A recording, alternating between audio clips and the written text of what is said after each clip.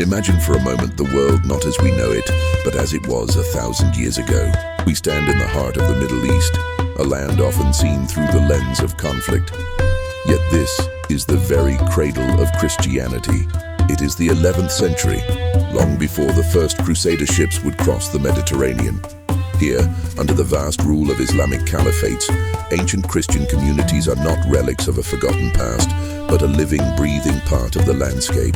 We see the Copts in Egypt, heirs to the pharaohs in St. Mark. We see the Syriacs in the lands of Antioch and Mesopotamia, speaking a language close to that of Christ himself. We see the Greek-speaking Melkites, whose traditions are woven into the fabric of the Byzantine Empire, now navigating a new reality. Their world is complex, a tapestry of faith, culture, and survival.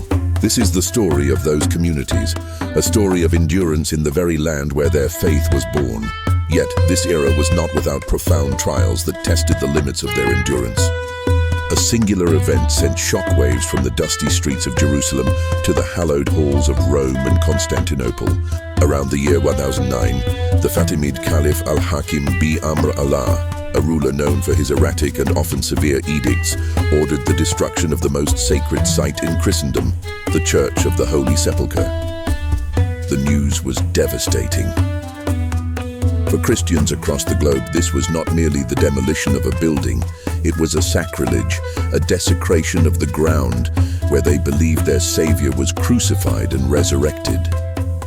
This act of destruction would echo for decades, becoming a potent justification for the armed pilgrimages that would later be known as the Crusades, forever altering the relationship between the Christian West and the Islamic East. Away from the seismic events of high politics, the daily reality for most Christians was one of careful coexistence. They lived as dhimmi, protected yet second-class subjects under Islamic law. To understand this life, let us follow a man named Thomas, a Coptic merchant, making his way through the vibrant, chaotic marketplace of Fustat, the old city of Cairo. The air is thick with the scent of spices, the calls of vendors, and the murmur of a dozen languages.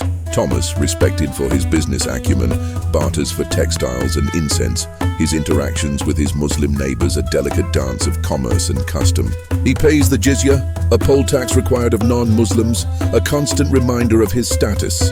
Yet, he is also an integral part of the city's economic engine, his community a vital thread in the rich social fabric of Fatimid Egypt.